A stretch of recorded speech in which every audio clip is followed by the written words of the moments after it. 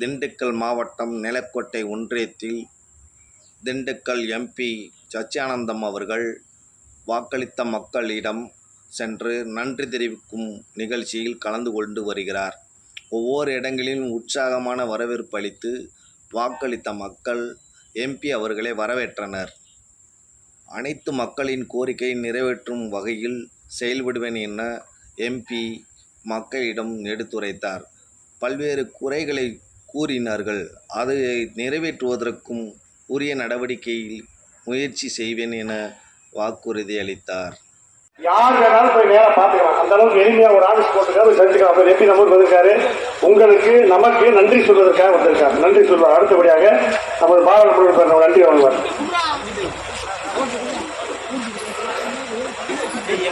பேரன்புமிக்க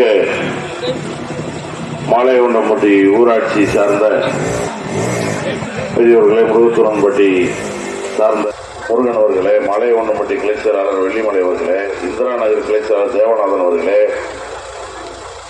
மாலையொண்டம்பட்டி colony கிளை செயலாளர் அழகராஜா அவர்களே, கொட்டிக்குளம் கோபால் அவர்களே, செட்டிப்பட்டி கந்தசாமி அவர்களே, குள்ளஞ்சேர்வாரம் அழகராஜா அவர்களே, செட்டிப்பட்டி வரதன் அவர்களே, தாமஸ்புரம் நெக்போலியன் அவர்களே, சொக்கன் செட்டிப்பட்டி சிவத்தம்பி அவர்களே, முருகத்துரான்பட்டி கிளைச்சர் அந்தோணி அவர்களே, முருகத்துரான்பட்டி வடக்கு தேர்வினுடைய செயலாளர் நடராஜன் அவர்களே, மாவட்ட பிரதிநிதி கலைச்செல்வன் அவர்களே, விடுதலை சிறுத்தைகள் கட்சியினுடைய மாவட்ட துணை செயலாளர் பாவலன் அவர்களே, தவம் அவர்களே, நாகராஜ் அவர்களே, பாண்டிவேந்தன் அவர்களே, கண்ணன் அவர்களே, ஜீவா அவர்களே, சந்தோஷ் அவர்களே, ஆதித்தமிழர் பேரவையினுடைய மாவட்ட தலைவர் மணிகண்டன் அவர்களே, போஸ் அவர்களே, வேல்முருகன் அவர்களே, சுப்பிரமணிய அவர்களே, வீரன் அவர்களே, சென்றாயன் அவர்களே, முத்து அவர்களே, இந்த நிகழ்விலே கலந்து கொண்டிருக்கக்கூடிய நம்முடைய ஊராட்சி ஒன்றியத்தினுடைய கவுன்சிலர் அன்பு சகோதரி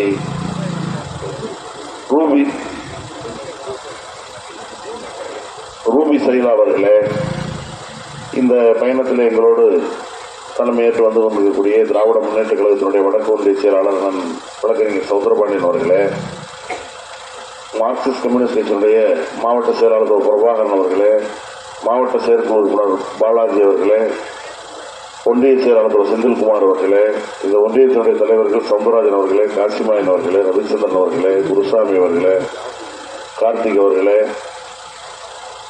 மற்றும் இந்திய தேசிய காங்கிரஸ் கட்சியை சார்ந்த வட்டார தலைவர் அன்பு சகோதரர் கோகுல் அவர்களே, இந்த பகுதி வாழ் பெரியவர்களே, தாய்மார்களே, நண்பர்களே, உங்கள் அனைவருக்கும் பணிவான வணக்கத்தை தெரிவித்துக் கொள்கிறேன்.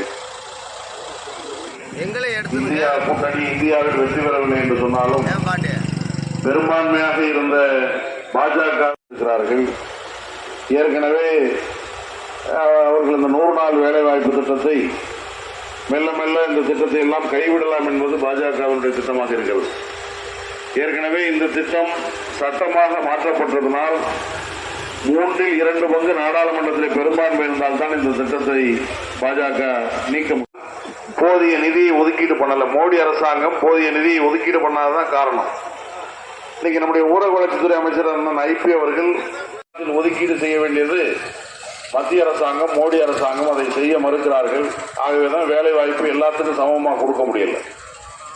எனவே நீங்க 100 நாள் வேலை திட்டத்தை பாதுகாக்க வேண்டும் என்று சொன்னால் இந்தியா கூட்டணி தமிழ்நாட்டில் மீண்டும் ஒரு முறை ஆட்சிக்கு வந்தால்தான் இந்த 100 நாள் வேலையை பாதுகாக்க முடியும். ஆகவே 2026 சட்டமன்ற தேர்தலிலும் நீங்கள் இந்தியா கூட்டணியை ஆதரிப்பதன் மூலமாகத்தான் நம்முடைய உரிமைகளை நாம் பெற்றுக்கொள்ள முடியும். ஆகவே அந்த வகையிலே நாடாளுமன்ற உறுப்பினர் என்ற முறையில் எனக்கு அளிக்கப்பட்டிருக்கூடிய தொகுதி மேம்பாட்டு நிதியை 6 சட்டமன்ற தொகுதிக்கும் பிரித்து சமமாக வழங்குவதற்கான ஏற்பாட்டை செய்திருக்கிறேன். எங்களுடைய அலுவலகம் திண்டுக்கல் பஸ் நிலையம் அருகாமையிலே செயல்பட்டுக் கொண்டிருக்கிறது. திண்டுக்கல் அரசு மருத்துவக் கல்லூரி மருத்துவமனையில் உயிர் காக்கக்கூடிய சிகிச்சைகளை கொண்டு வரக்கூடிய ஒரு சிறப்பு பல்நோக்கு மருத்துவமனையை 292 கோடி ரூபாய் மதிப்பீட்டில் மத்திய அரசாங்கத்தின் நிதி உதவியுடன் கொண்டு வந்து சேர்க்க இருக்கிறோம் என்ற இனிப்பான செய்தியை உங்களுக்கு நான் தெரிவித்துக் கொள்கிறேன். அதேபோல இங்கே அருகாமல் இருக்கக்கூடிய கொடைரோடு ரயில் நிலையத்தில் கொரோனா காலத்தில் நின்ற ரயில்களை எல்லாம் மீண்டும் நிறுத்த வைப்பதற்கும் அம்ருத் பாரத் திட்டத்தின் மூலமாக இந்த ரயில் நிலையத்தை மேம்பாடு செய்வதற்கான முயற்சிகளை எடுத்திருக்கிறோம். திண்டுக்கல்லில் இருந்து சபரிமலைக்கான ரயில்வே திட்டம், திண்டுக்கல்லிருந்து காரைக்குடிக்கான ரயில்வே திட்டம் போன்ற புதிய திட்டங்களை நாடாளுமன்றத்திலே பேசி அதை கொண்டு வருவதற்கான முயற்சிகளை எடுத்திருக்கிறோம்.